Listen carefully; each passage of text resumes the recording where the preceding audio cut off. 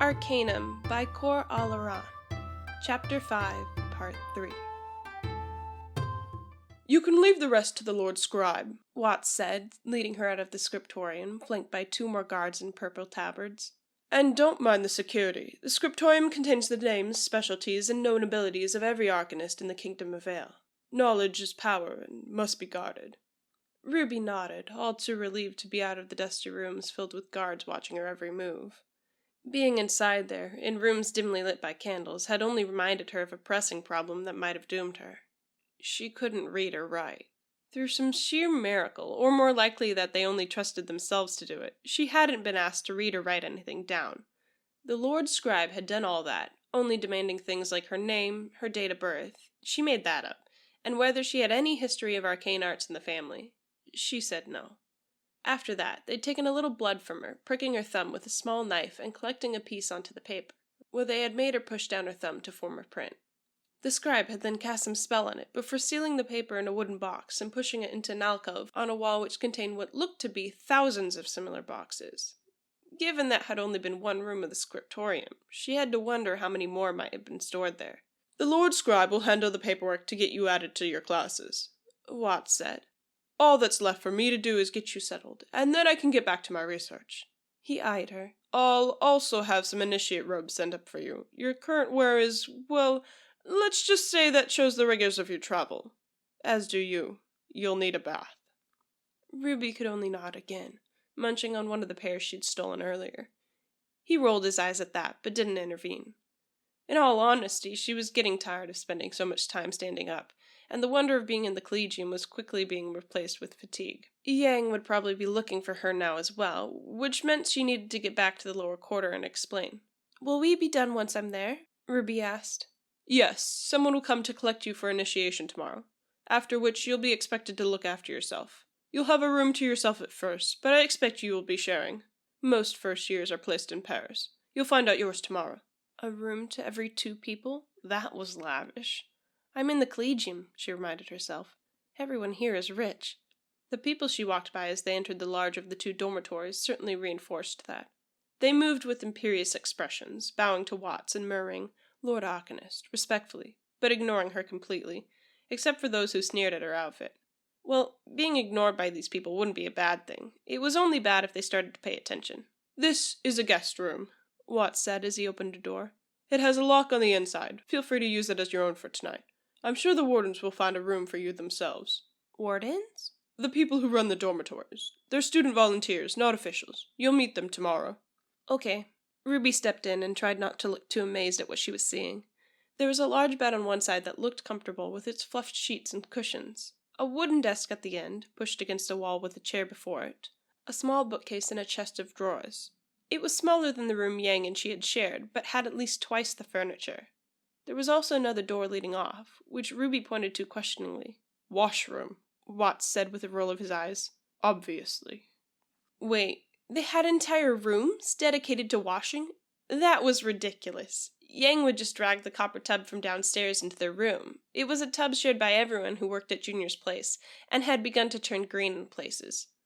Poking her head inside, Ruby saw that her tub wasn't a tub at all, but rather a ceramic bowl of some kind, easily big enough to contain her. "How am I supposed to get water up all those stairs, though? And how can I light a fire under it if it's built into the wall?" Deciding that it might look a little too suspicious to ask that, Ruby just nodded and stepped back. If Arcanist could figure it out, she could figure it out.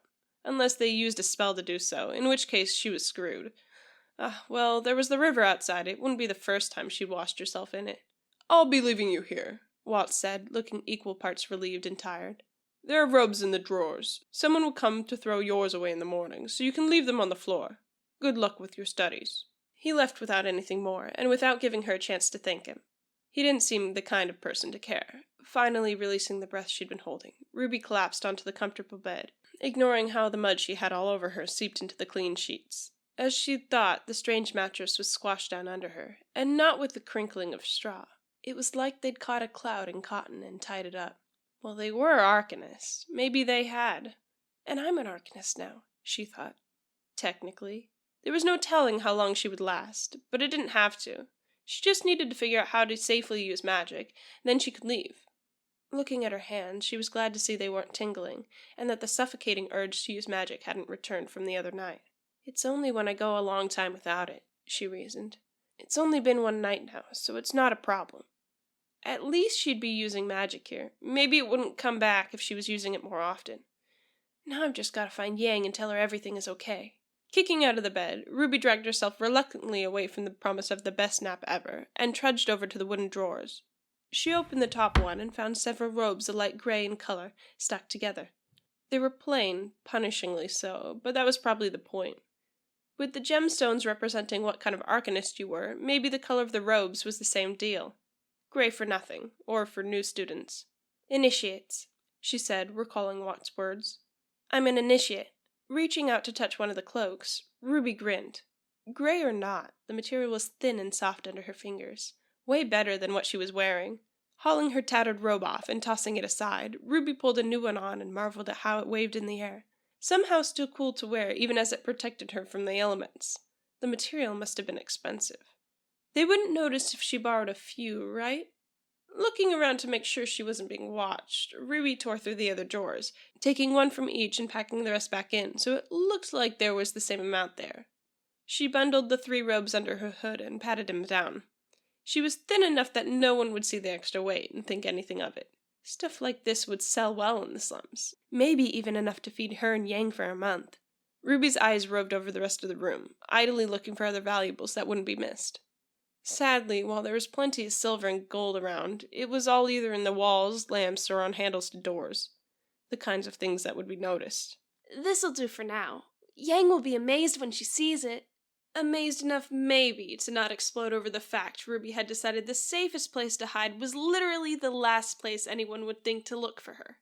And with good reason. Creeping to the door and testing the handle, Ruby poked her head out, wincing when several passerbys looked her way.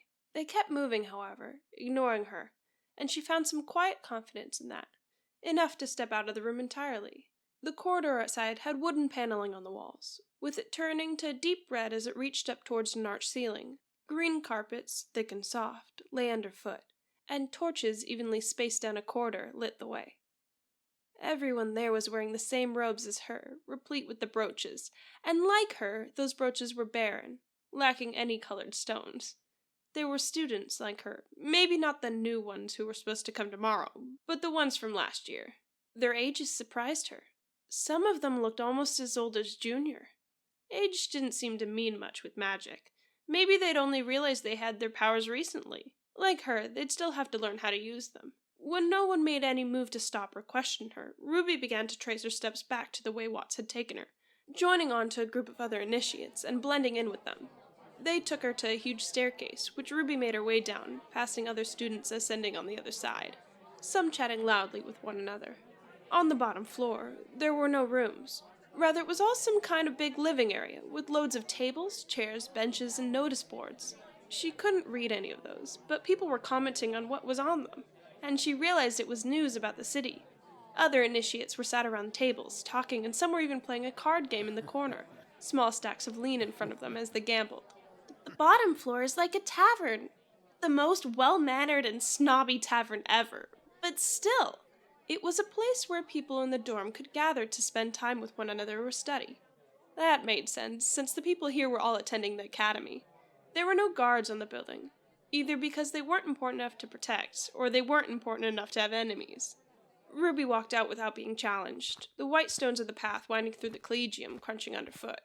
Afternoon was just beginning to set in, and the sun was slowly descending, still bright but on its way towards the horizon, and now casting grand shadows over the collegium, where it would hide behind spires and towers in the main city. Tugging her hood up and affixing her brooch in place, Ruby made her way towards the nearest gate.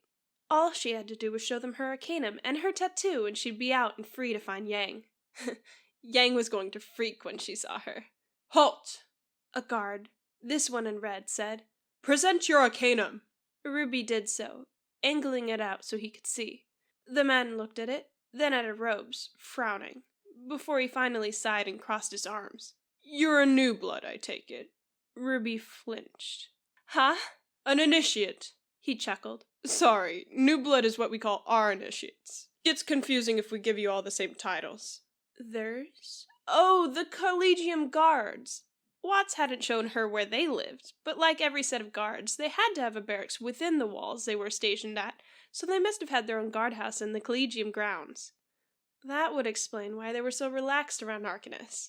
They literally grew up and were trained alongside them. That was probably something reserved for the best of the best, the most promising candidates and strongest guardsmen. The slums got the worst, naturally. Oh, yes! Ruby sketched what she hoped was a polite bow. I've only just joined the Collegium today. I can tell. You'd know the rules otherwise. Rules? The guard relaxed, as did those with him, ignoring her and going back to the conversation they'd been having before, leaving the first to handle her. He was a friendly-looking man, or was that just now because she wore nice clothing and didn't look like a dredger? If he knew the truth, she would sure he'd be beating her black and blue. It worked to her advantage either way, as he left his hand off his sword. I'm sure you'll have it explained better to you tomorrow during the initiation, but I can give you the basics. If you want to pass beyond the walls into the upper district, you need to be a one-stone arcanist. Unless you can present your Arcanum with a gemstone, you can't head out into the city. He smiled apologetically. Sorry, lass. What? Ruby's voice came out weak. But one-stone arcanists are official arcanists, at least as far as Watts had explained it. That could take years of study. What about all the students here? Confined to the Collegium. I wouldn't worry. We have everything you'll need here, including shops and places to eat. Have fun or relax. There's nothing in the city you could want that you can't find here. Except for her sister, Yang, who had no idea where Ruby was. Ruby's breath quickened as she realized what he was saying. Confined. Trapped. Like a prison of its own. Why? What was the point in keeping all the arcanists locked inside?